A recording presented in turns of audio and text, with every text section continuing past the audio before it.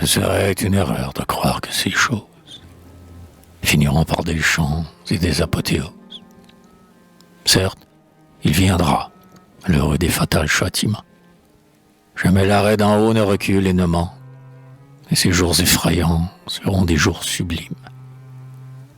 Tu feras expier à ces hommes leurs crimes, au peuple généreux, au peuple frémissant, sans glaive, sans verser une goutte de sang, par la loi, sans pardon, sans fureur, sans tempête. Non, que pas un cheveu ne tombe d'une tête, que l'on n'entende pas une bouche crier, que pas un scélérat ne trouve un meurtrier. Les temps sont accomplis. La loi de mort est morte. Du vieux charnier humain, nous avons clos la porte. Tous ces hommes vivront. Peuple, pas même lui. Nous le disions hier, nous venons aujourd'hui le redire, et demain nous le redirons encore, nous qui des temps futurs portons au front l'aurore, parce que nos esprits, peut-être pour jamais, de l'adversité sombre habitent les sommets.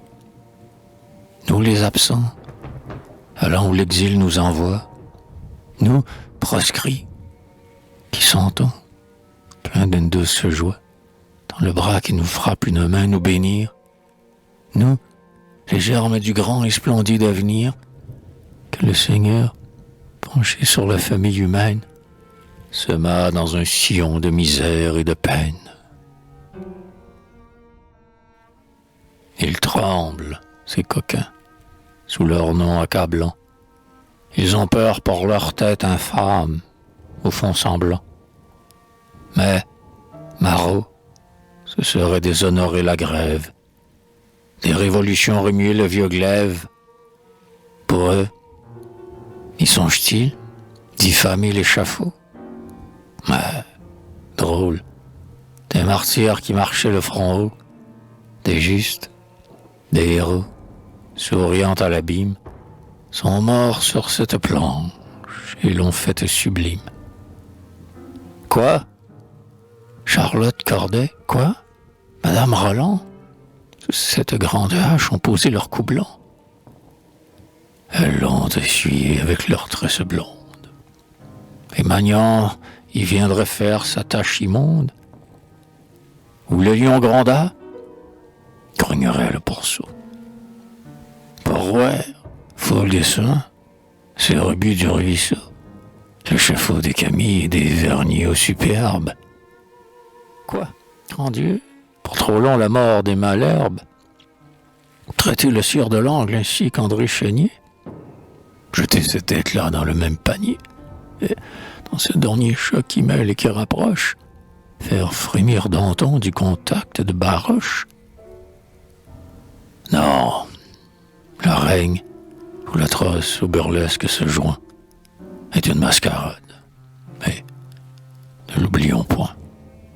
Nous en avons pleuré, mais souvent nous en rîmes. Sous prétexte qu'il a commis beaucoup de crimes, et qu'il est assassin autant que charlatan, Paillasse après Saint-Just, Robespierre et Titan, monterait cette échelle effrayante et sacrée.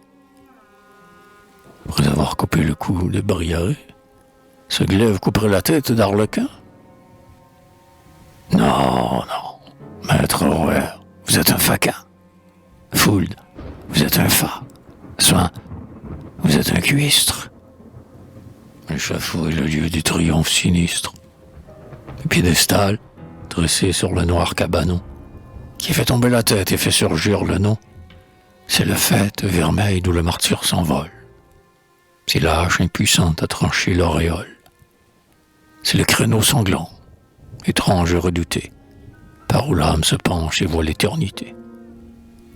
Ce qu'il faut, aux justices, à ceux de cette espèce, c'est le lourd bonnet vert, c'est la casaque épaisse, c'est le poteau, c'est Brest, c'est Clairvaux, c'est Toulon, c'est le boulet roulant derrière leurs talons, le fouet, le bâton, la chaîne, âpre compagne, et les sabots sonnant sur le pavé du bagne, qu'ils vivent à coupler flétris.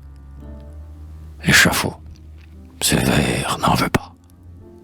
Qu'ils vivent, il le faut. L'un avec sa cimare et l'autre avec son cierge. La mort devant ses gueux baisse ses yeux de vierge.